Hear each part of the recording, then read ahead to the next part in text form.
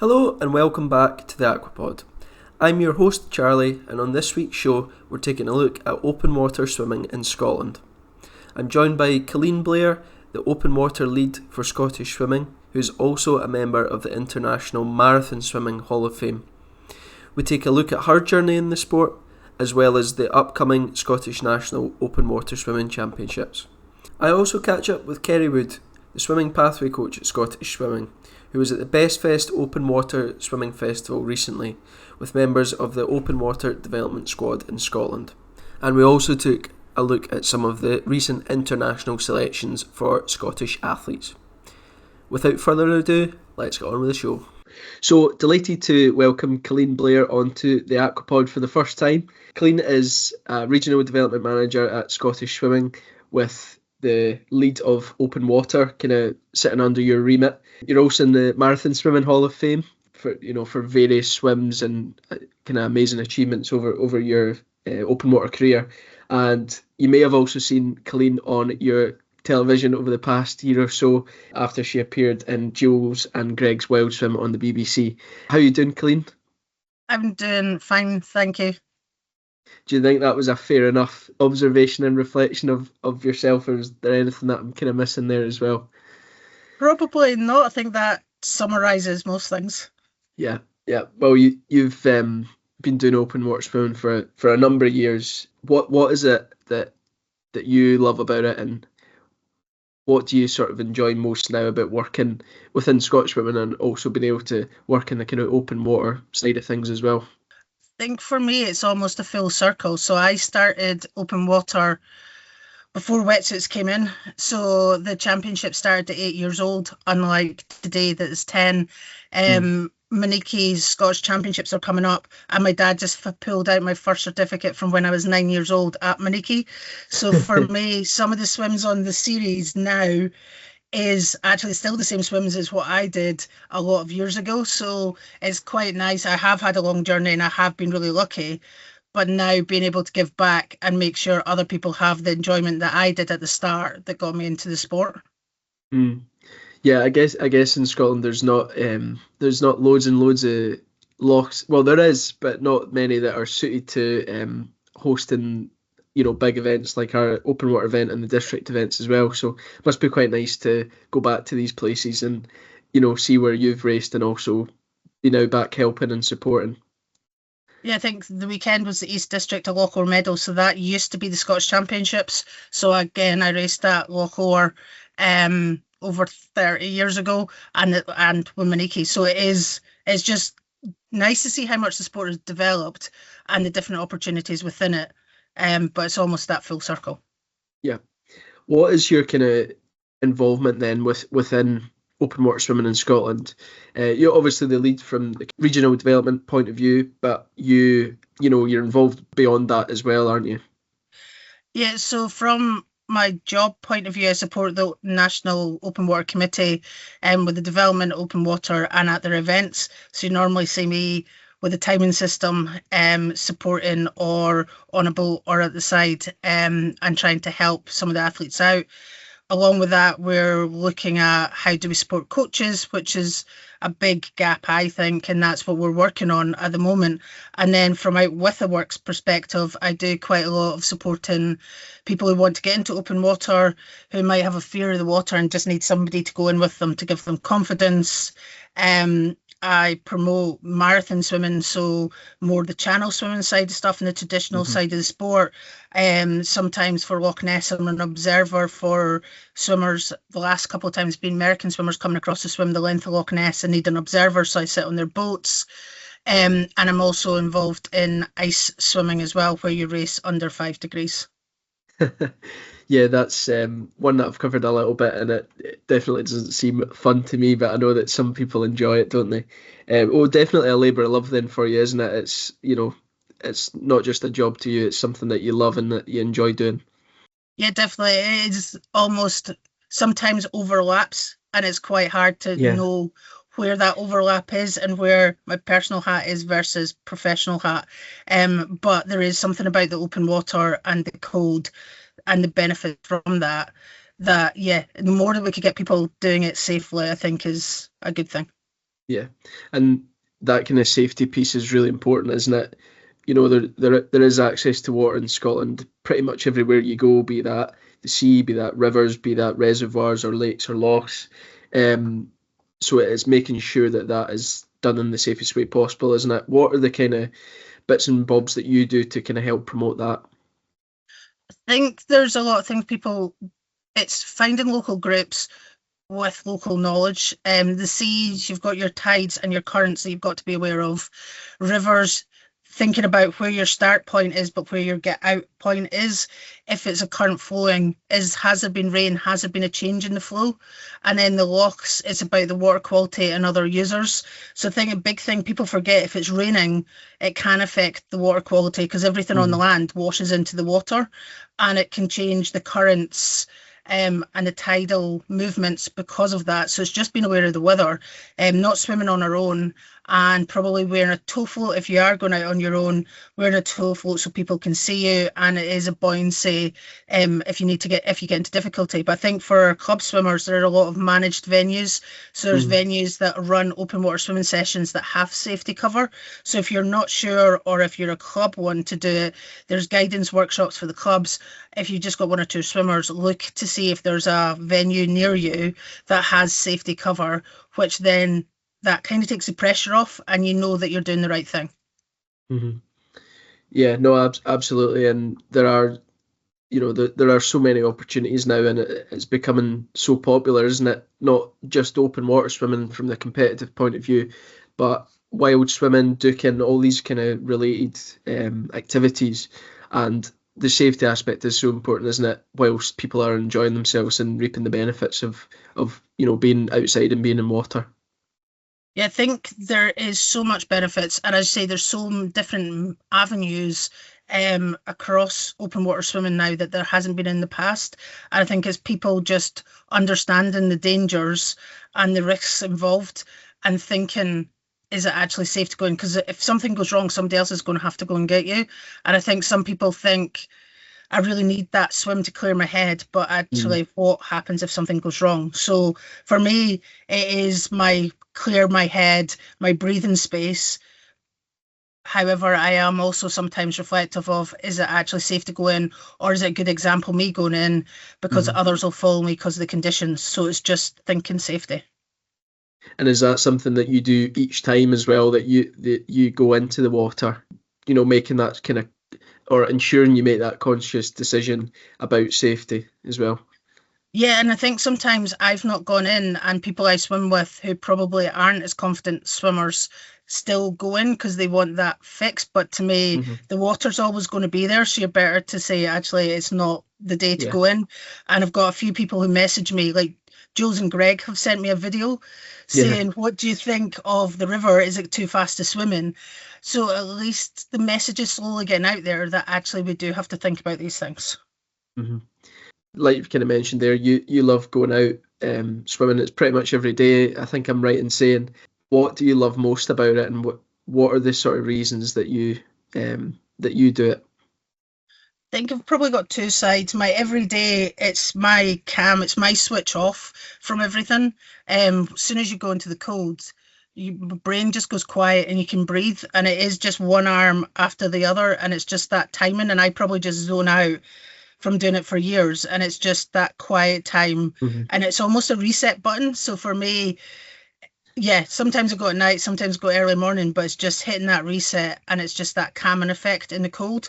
But then for my big swims and my challenges, it's almost that buzz of, actually, Mm. is this swim possible? And look what we've just done at the end of it. So I probably have two different sides of why I swim outside.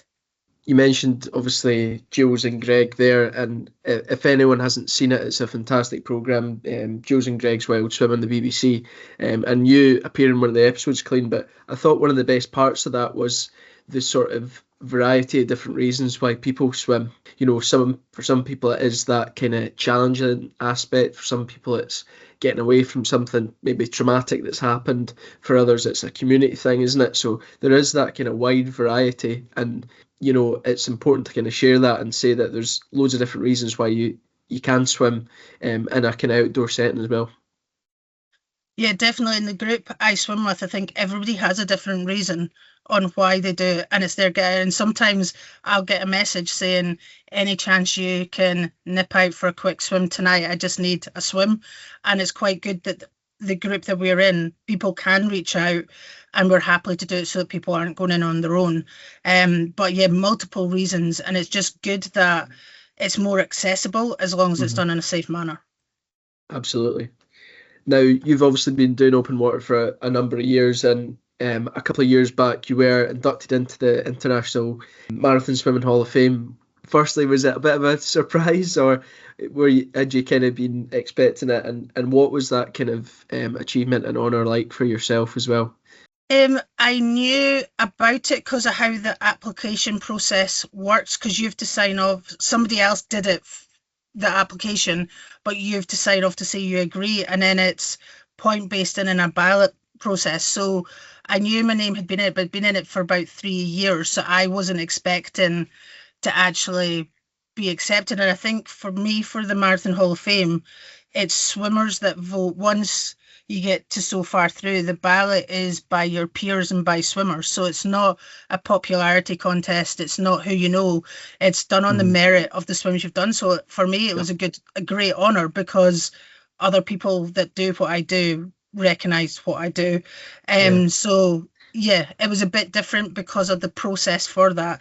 But yeah, to be recognized, and yeah, it's for all the hard work I do, but also my team, because it is a team sport. yeah, yeah, Um, yeah, it was a bit of a surprise, and going and getting the awards and stuff. Yeah, it was an honor. yeah. And the ceremony was over in the States as well, wasn't it? I think I'm right in saying what was that like? Was it a kind of quite a mad experience? Yeah, it was in New York. So my parents went with me because my dad's been on my boat for all my swims. So they're long suffering crew members. So thankfully they came with me. And it's like a week each year, it's in a different part of the country, a different part of the world. Hmm. And that was in New York. So there was a swim on the Saturday and then the ceremony, dinner and ceremony at night. And again, the room was just full of these amazing swimmers who've done so many amazing things. I remember the start of the swim, and it was a fun swim. I said to a friend, I feel a bit of a fraud here. Like, I feel like I don't belong. And they laughed. And they're like, but you're one of them. I'm not even one of them. So how do Yeah. you think I feel? And I was like, oh, okay. But I'm just back from this year's induction ceremony. And yeah, it was just a bunch of people from around the world who all have the same connection, Mhm. playing in the sea and having fun for a Yeah. weekend, and like having conversations about a swim being a little sharky or sharky and nobody raising an eyebrow because it's kind of normal conversation. Yeah. That's what I like about it. Yeah. And there's not many sports like that, are there, where you sort of judge a swim based on the level of shark involved, or but it just shows how cool a sport it is and how different it is as well. I think it's so diverse now because you can do the short or the mass participation, the Hmm. competitive side, like what Scottish Swimming run, and then there's the marathon swimmers and like the Ocean Seven, and Andy Donaldson's been doing it, Yeah. and Ocean Man. There's tours around the world. There's so many different options for different people, so that you can fit where you fit in, and it doesn't really matter who you are. You can fit a part of the sport. Absolutely. Talking of the swims, what's your favorite swim you've ever done, or maybe the one that you've found the most rewarding to do? Ooh, that is a hard one because each one has its own challenges. I think probably two. I can't get it down to one. I could probably get it down to That's two. fine. No, no, no, happy with that. To Pentland Firth, Orkney to Scotland. I was the first person to complete that route. It was a BBC programme, Crossing Hell's Mouth, and Frank Chalmers was a swimmer from Dundee who tried to do it, didn't manage it, wanted to be the first, so a lot of us just let him try it, and then he opened it up, and Hmm. the fishermen in Orkney wanted to be the first person to get a swimmer across, and the swimmers were all racing to be the first person to get across. I went a wide route, which was 9.5 miles Hoy to Skaffskerry, but because of the whirlpools in the middle, you had to be at exact point at exact time. So they kept on telling me to speed up, slow down, because my boatman had it marked right the way out. So Hmm. for me, that was a very technical swim. Teamwork was the only way it was going to be made, but it was quite a special one as well because it got Frank's swim done. Yeah. So for me, that sticks out. And then the North Channel, Scotland to Ireland, or Ireland to Scotland, is classed as one of the toughest channels in the world. So I went to it when I was 18 and got pulled out after an hour and a half. Didn't go well. Went and did a lot of other things, and then went back and did it in 2008. I did it, and I was the 9th person to do that swim, and now over 130 people have done it, because the sport has grown, and it's grown that much over that time. But the North Channel, there's just something special about it. There is jellyfish, it is cold, it is a challenge, but it's the one swim I would go back tomorrow to do. There's just something about that water. I don't know what it is, but there's just something special about that swim for me. Most swimmers will say they'll never go back to that swim. For me, I don't know. It just felt like home. I don't know. Yeah, no, I kind of get that. And the amount of time that you spend out there as well, you know, with your own thoughts, and you're getting into the rhythm of your stroke, you must start to feel a little bit at one with water and at one with your environment as well. Yeah, I think the North Channel, because I hadn't done it and had gone back, it was a challenge in my head, and I knew it was going to be my head. However, I got a phone call 2 o'clock in the afternoon to say, can you be in Ireland for 6 o'clock tomorrow morning to start your swim? So I had no time to think about it, and I was in the channel, which was quite good. And Dennis Sullivan, who was the first person to take me on an open water swim, when he passed away, his wife said that he would always follow his swimmer as a seagull. And most of that swim, I had a seagull either above me or at my feet. And it just seemed something for me that just made that swim actually was meant to happen, and everything just fell into place. Whereas other swims, you're just in that constant battle with your head. It's going to be a hard day, one arm at a time, and just fight mentally. Whereas that swim, everything just came together. Yeah. And I guess sometimes you will have days like that where it all works, and you'll have days where it doesn't. But that's the beauty of the sport and the beauty of different swims as well, isn't it? Yeah, definitely. I think it is just that mental place, and sometimes you just have to knuckle down and go, it's a bad day in the office and I just need to keep it going, or think of ways of taking your mind away. But I would say for long swims, it is as much a mental game as a fitness game. Mm-hmm. You mentioned earlier on there about the sort of development of marathon swimming and open water swimming as well. You know, one of the great sort of developments from our perspective over the past couple of years has been the sort of creation of an open water development squad within Scottish swimming for the first time. Around about 45 swimmers involved in that. How good is it seeing that kind of progression at this level? And, you know, it's obviously slightly different to what you've done in terms of marathon swimming and things, but it's a great step for people to start experiencing the water and experiencing long distance swimming as well.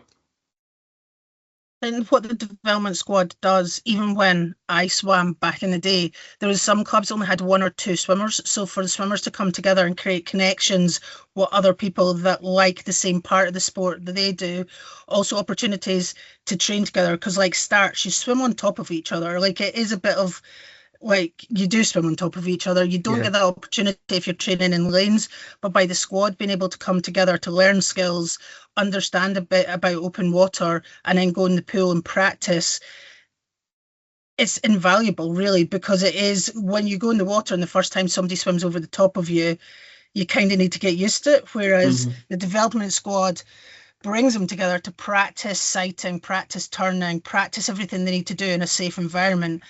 And then when they come to competitions, it means that 1 or 2 swimmers are not just standing on their own. They know everybody around and they can have the chat, they can have the conversations. And also they know some of the open water committee. So like this weekend, a couple of them came up and asked me to help them put their timing chips on. So it helps create that and support, but also it gives them an opportunity to see there is a pathway in open water and it isn't just the competitions. We'll hear now from pathway coach Kerry Wood, who was out with some of the open water development squad last week in Mallorca at the Best Fest Open Water Swimming Festival. So thanks for coming back on the podcast, Kerry, fresh off of a nice trip to Mallorca at Best Fest Open Water Festival. First of all, how was that for you, and how was it for the swimmers as well? Thanks Charlie, it's great to be back again. Best Fest was really good. It was a great personal experience, my first real open water outing, so it was a lovely place to go and do that. And the swimmers definitely had a really a great learning experience and got a lot out of it. Yeah, and the kind of squad that went out there was a bit of a mix, wasn't it, of some swimmers that are in the development squad and some that are maybe a wee bit more focused on pool swimming as well. How did that kind of work in terms of the squad, and do you think it was good to have a bit of a balance of swimmers on there as well? It definitely was, yes. All of the swimmers that came out to Best Fest had and have raced open water before, some more than others, and as you say, some are probably more pool focused, but distance events are their kind of sort of area of expertise. Yeah. So therefore, taking them out to Best Fest where it's lovely weather, it's crystal clear sea, it really just gives them an opportunity to challenge themselves in a kind of safe, secure and sort of really welcoming environment for open water. So if they've done it before in Scotland, it's a little bit different, isn't it? Very different. But there were still challenges out there that they had to overcome and learn, which will set them up great for the open water season ahead back home. And I mentioned there, obviously some are in that development squad. It's a relatively new thing, the open water development squad, that it's been put in place by Scottish Women over the past couple of years. I think there's around 45 swimmers on it. What is the kind of aim overall for the squad going forward? I think there's probably many different aims. One of the first one being is just to recognise the popularity of open water swimming. More and more people, more and more swimmers are racing, and also to show that it is part of the performance pathway, and not seen as an add-on, but seen as it's a discipline, it's a sport itself, and it can encourage people that perhaps haven't found their niche in the sport yet. So they've got to a certain level in pool swimming and they're maybe thinking I'm a bit disenchanted, or it's not for me so much, let's try something different. And it really just gives them that opportunity to be part of a bigger group, a bigger squad, and then on top of that give them some real learning education as part of the squad, which they did on the training day a couple of months ago. Yeah, and they had Olympian Hector Pardo come along, which must be an amazing thing to experience and hear from someone that has achieved so much within the sport and has been to the very highest level as well. Yeah, definitely, and I think that his talk and pool session in particular went down really well. The swimmers were very kind of like enthusiastic. You could see them just like taking in everything that he said. So to be able to offer that to a wide group of swimmers, a wide age range, is invaluable, and all of them will take something away from it. And we were lucky when we were out in Best Fest to attend a talk with Sharon van Roendaal. Oh, of course. So the swimmers there had a fairly bespoke session, question and answer, and she did a great presentation on her kind of like career and pathway through the sport, which was really good for them to hear as well. Yeah, and someone who's the Olympic champion last year, so really up to date, and someone that can they can look up to.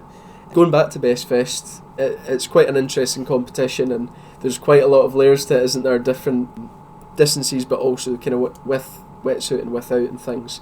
How does the competition kind of work, and what was the sort of approach from a coaching point of view as well? Well, it's a mass participation event, so there were, I think in the 1.5k there were about 400 swimmers racing the event.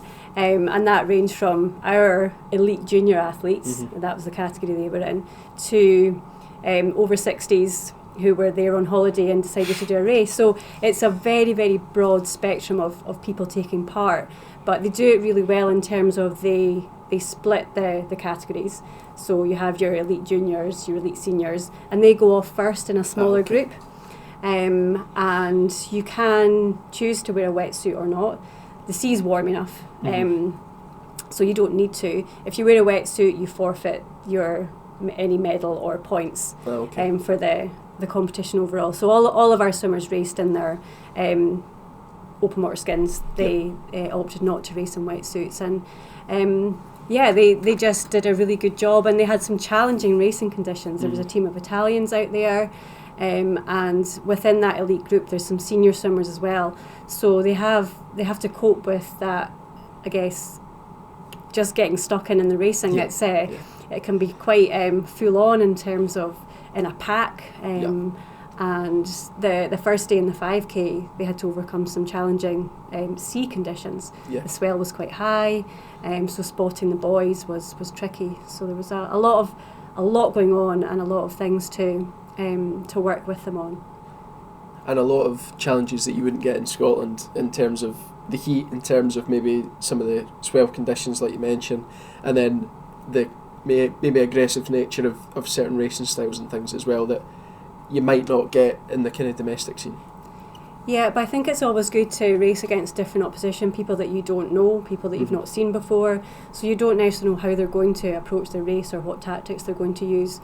Also getting used to having different coaches on the water, shouting different things, and just all of those things. It's a very intense situation, and so not only do they have to think about their race plans, which they were discussed like each night beforehand, and then so they had race plans, they had thought about their technique, their tactics, and but all from an open water point of view, so focusing on how they were going to get through the course, across the point to point, various different things like that, and at the same time what they would need from us, particularly in the longer races, so they have their feeding strategies, and all of those things. So there's a lot for them to think on and plan, that they'll be able to have taken some really good learning from. Things worked well, things didn't work so well, that I'm sure they'll put into practice back here over the next few months of racing.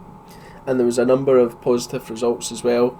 Gold medals for Amber Hinton, Andrew Patterson, Lucy Hall and Aidan Anderson as well, amongst loads of other kind of silver and bronzes. Was it positive to see some really good results in amongst the learning as well? Oh, it was great, and ultimately it's a competition, and they're all competitive swimmers, whether in the pool or open water, and they were all wanting to win medals.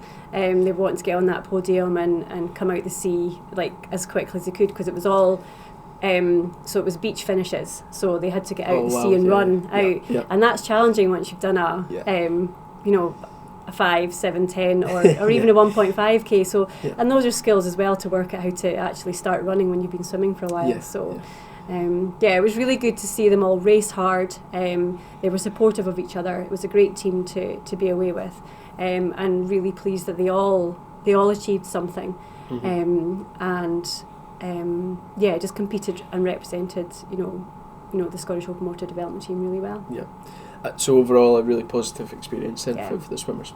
One swimmer who was at Best Fest last year was Sean McCann, and this year he's was selected to the European Championships and competed in the 10k race over in Croatia. Is it good to see opportunities happening a little bit more often for kind of Scottish open water swimmers, and seeing that there is that pathway and progression available if you're able to kind of hit those times and perform? Definitely, and I think that's one of the things that we spoke to swimmers when we were out there, and they were watching and checking the results to see how Sean was doing, because they knew that he'd been there the year before and raced really well at Best Fest. So for them to think, oh, that's possible, there is a pathway, there is progression, and I think as well it's good for them to see how much Sean's progressed both in the pool and in open water. So they see the correlation between the two.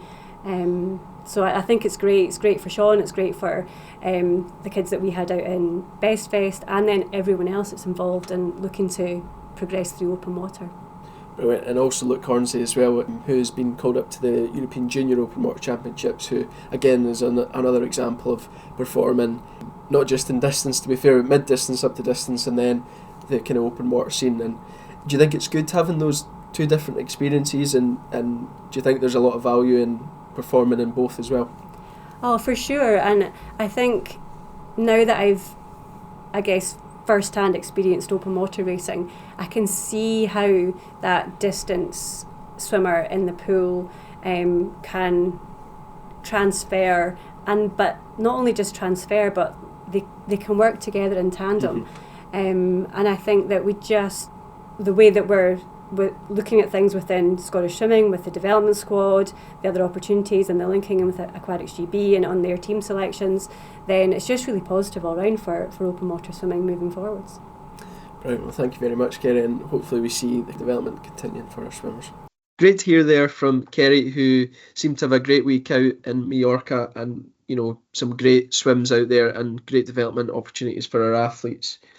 Colleen, how important do you think those opportunities are for athletes sort of getting out and swimming in different places and getting sort of different opportunities as well? I think it's important for swimmers to have a focus and actually look at where they can go. And that week at Best Fest, there's different competitions, there's training opportunities, and most of the swims in Scotland are in lochs in quite a... Yes, the conditions can change, but not as much as in the sea. So it gives them an opportunity to swim in the sea, the swells, the waves, with boats, not so much the kayak base as what our race is. So it opens the opportunities and it opens up what is out there and what are the different options within the sports, because I know there's the elite races and the mass participation, but also it lets them do it in a more warm environment. So it's probably less off-putting because you can go for longer because you're not as cold. It gives them an opportunity to race without their wetsuits because most of our races are in wetsuits. So there's lots of different opportunities. And I think some of them did 10K for the first time and then had feeding added in. So it gives them a lot of opportunity in training and competition that they wouldn't get unless they go away. And speaking of competition opportunities, our national championships is this weekend, the Scottish National Open Water Championships. Happens every year, obviously, and this year it is at Lochend in Dumfries and Galloway, so a kind of new venue in terms of the national championships, having been at Castle Semple the past couple of years. How much are you sort of looking forward to that, Colleen, and do you think it's going to be a great venue for the event? I think it will be. We were down a couple of months ago doing a recce and I wished I'd taken my swimming stuff. The water quality, it's crystal clear. So the water quality is great. It looks quite dramatic with the hills in the background. It looks quite good. Visibility for sure. There's like a walk, you can walk down around part of the course. So I think this weekend should be great. And as I say, the venue, there's like the cafe, there's a lot of space, which some of our venues we struggle with space, whereas at Lochend, I think it'll be good this weekend because there is space for everyone, and it should create quite a good atmosphere. And I think there is a good mix of events. And I think 24 in the 10K, which is one of the biggest fields we've probably had for the 10K.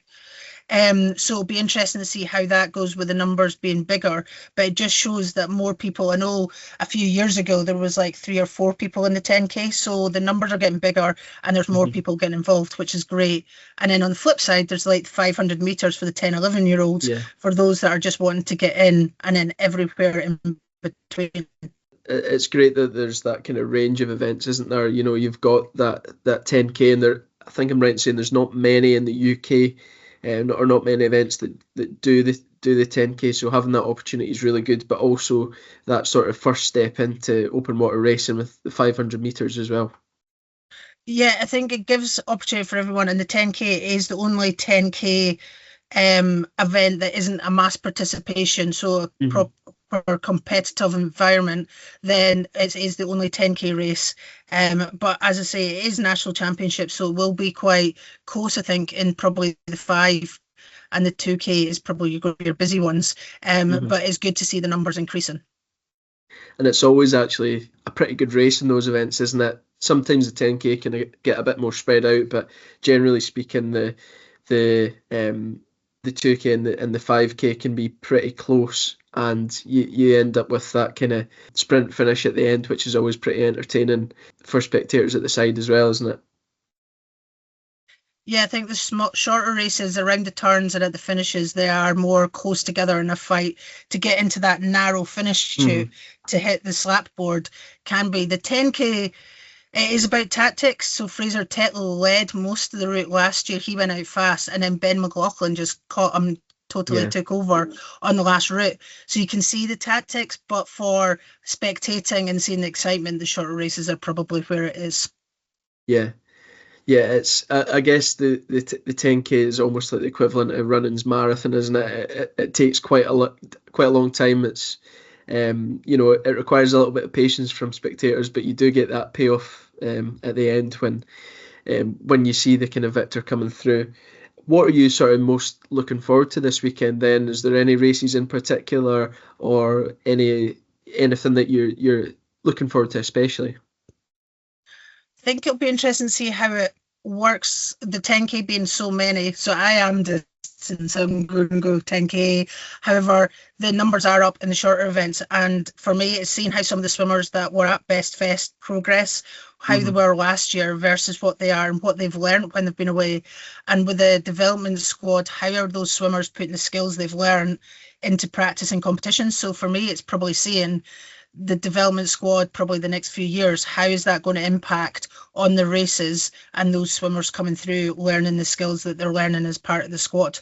And that's not always about time as well, is it? Because there can be a lot of variation in the location and water temperature and conditions and things. How do you assess progress within that kind of setting? I think it's a hard one. It's probably looking at your times against other people's times that are similar to you in other years.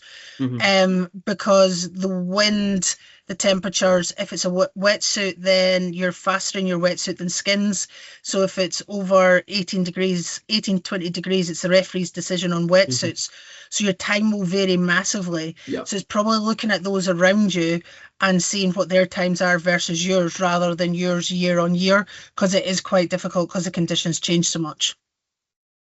Fantastic. Well, it sounds like there's a lot to look forward to this weekend. 2 days of racing, and we hope everyone that attends has a fantastic time. Just lastly, Colleen, before we wrap up, there are a number of other events that are run throughout the year or throughout the summer months, the open water season. Not all by Scottish Women, but there is an event for each district of the Scottish Amateur Swimming Association, and they're open to all swimmers to take part and compete in if you're a Scottish Women member. And there's also opportunities to get involved in the sport through volunteering and things as well. What would your kind of message to be to people that want to A, get involved in more racing within open water, and B, maybe consider becoming a volunteer within the sport as well? I think from a swimmer's point of view, Maniki's coming up, which is Midlands, and then there's west at Loch Venacher and north at Knockburn outside Bankery. Just enter, like, people are there to help and support. So if you are thinking about it, reach out to the Open Water Committee or enter one of the district events. Also, there's temporary membership. So if you're not a member, but you're thinking, how can I get more involved in swimming, whether it's in a club or our competitions, you can do 2 events under the temporary membership.